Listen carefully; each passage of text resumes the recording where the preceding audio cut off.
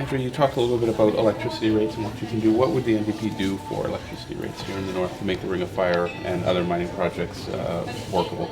Well, I mean, the electricity system in this province has been a mess since the Conservatives deregulated and privatized, and the Liberals kept that plan going. It's a failed experiment that has driven our rates far too high and made them uncompetitive. We believe that there's a lot that can be done with the amalgamation of existing agencies that are involved in the electricity system. So we have some 5 agencies right now. We've brought forward some proposals to get rid of some of the duplication there, the overlap, streamline. We also believe that there's far too much involvement of the private sector in the electricity system. Now, I'm not one that believes that we should be tearing up contracts, because we all see where that leads in terms of costs. Having said that, we also know that the public power system, if you want to call it that, that provides such reliable and cost-effective electricity in provinces like Manitoba and Quebec, our neighboring provinces, is something that has worked for them, was working for us, and we should have never turned to the other way of doing things. And so we're looking to making sure that that as we move forward, we bring more of that production and ownership of electricity into the hands of the public, if you will, or the province, so that the interests of our economic development, our ability to attract processing and all kinds of manufacturing is at the top of the agenda. The government keeps delaying its decision on her announcement on the generating station here. Your thoughts? Well, I mean, it's worse than just a delay. I mean, it's a football that seems like come election time, they're ready to announce that they're going to convert it to a gas-fired plant, and then as the election ends and Liberals get elected, and then they forget all about those promises and change their minds. And that's happened twice now. I know that the people of the Northwest and of the Thunder Bay area are not prepared to believe anything the Liberals say.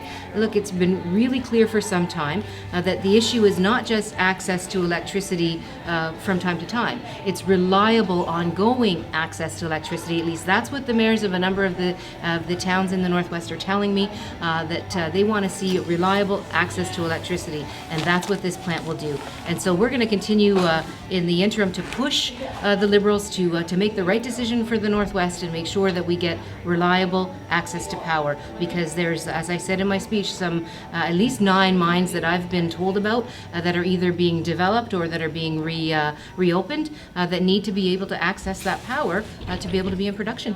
Do you see the generating station here as key to a big part of that web, and you would keep it open? Well, it's something that we've been saying for a long time. Is that it's shameful that there's been such a lack of commitment on this, and that it's been used as such a political football. But there's no doubt in my mind that we're not going to get the economic opportunity, not only of these mines here in the Northwest, but of other projects, including the Ring of Fire, that are going to be needing to rely on not only electricity but other infrastructure. And I think the government's been playing a bit of a game, let's put it that way, with the people of Northern Ontario overall, because they talk a good talk when it comes to the Ring of Fire, when it comes to mining opportunities, when it comes to the ability to bring jobs back to the north. But when push comes to shove, the very underpinnings of what's necessary to realize that economic opportunity is being ignored by the Liberals. And so whether that's a lack of commitment to the conversion here in the Northwest, whether that's a lack of any real plan for transportation infrastructure in terms of the Ring of Fire, or whether that's electricity rates overall that are stymieing economic opportunity in the North, the Liberals have done nothing in over a decade to deal with any of these issues. Up in the north, we've got wind farms going on the Thunder Mountain Park. The trees of the old maple forest are being cut down for electricity that the government now is going to be paying them to not have the turbines go. What should be done up there?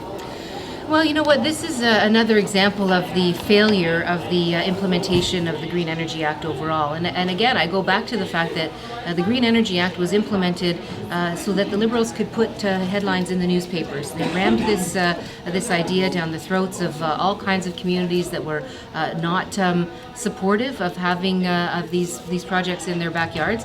But worse than that, instead of making sure that green energy, which I think theoretically people believe in overall. We should be putting more opportunities for renewable energy on our grid. I think people like that idea overall. But what they did is they basically invited the big private power companies into Ontario, gave them the farm, more or less, in terms of the right to put these things wherever they wanted, and they cut out local community voice and local community participation, all for the purpose of getting, I think, getting something that they could put on their election flyers in the last election or the one before that, and it's unacceptable. And now we have, instead of a number of communities that are proud of, for example, local projects that are bringing community benefit, that are perhaps co-ops with various farmers, that are First Nations and municipalities working together to put these things together and benefit local communities. We have a system that's not benefiting anybody but lining the pockets of those big companies, and in fact in the meanwhile creating all kinds of dissension and anger in local communities and threatening sensitive environmental areas. And so it was a failure on all levels. And when we supported the Green Energy Act, we supported a model much different than what the government decided to put forward in terms of implementation. I just want to ask about healthcare. I know that the Thunder Bay Regional Hospital has been overcrowded to the point where they're now using sunrooms as patient rooms. What would an NDP government do to solve that? Well, you know, it's a travesty, and it's something that's playing out in hospitals across the province. In fact, I met a woman last night here in Thunder Bay who was telling me about her terrible experience in the hospital here in Thunder Bay. Look, there's a number of things that should have been done many years ago that have not been done. One of them is to improve our home care system. A big part of the challenge is that we have lots of folks in hospitals right now that could and should be cared for either in long-term care or in their own homes with home care supports.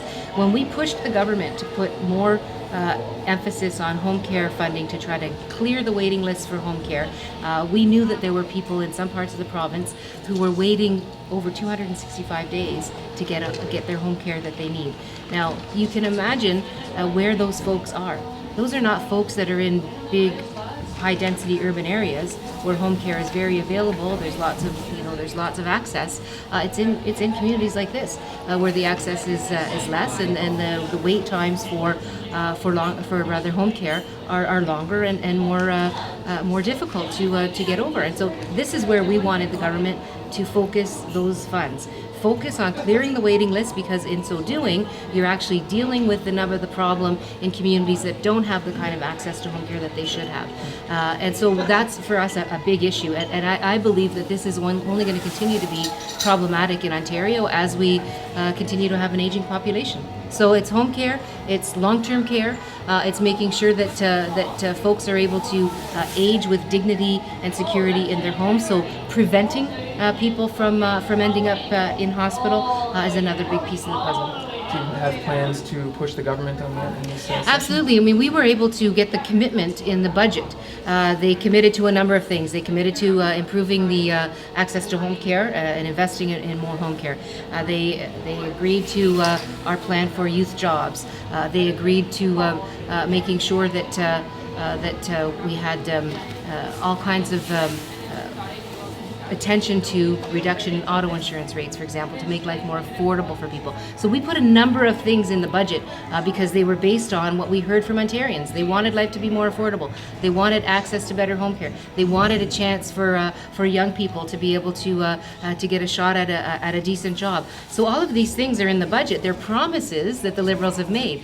So our job now is to actually keep the pressure on the government and make sure those promises actually translate into real results for Ontarians, and that's our focus for the fall. Last week there was a lot of chatter about an election. Premier Wynne seemed to have drawn a bit of a line in the sand. None of the opposition parties really seem to bite on it. Why is now not a good time for an election here in Northern Ontario, or is it? Well, you know what? An election will come when it does. I mean, one of the things that we are right in the middle of achieving is the Financial Accountability Office for the people of Ontario. It's one of the things that not only did we put in the budget, but we forced the government to agree to a timeline so that we can make sure that the kinds of scandals like the gas plants that happened a couple of years ago don't continue to happen. And that Financial Accountability Office will function under a Liberal government currently, but whether the NDP forms a government or the Conservatives form a government, the bottom line is this office will be there regardless of the political party in power. And for me, I think this is a great win for Ontarians who have said over and over again they're sick and tired of the lack of accountability. They're sick and tired of the waste of their precious public dollars, and this will help us prevent some of that stuff. So, if there's one reason why to be frank with that, why I'm glad that we have this next week, at least as far as I know, and the week after that, is because we need this legislation to be passed in Ontario. But we also want to see some positive results from the demands that we made in the budget, and I'm hoping to continue to deliver in that regard. Having said that, it is a minority parliament, so we don't know when the next election is going to be. It could be sooner, it could be later.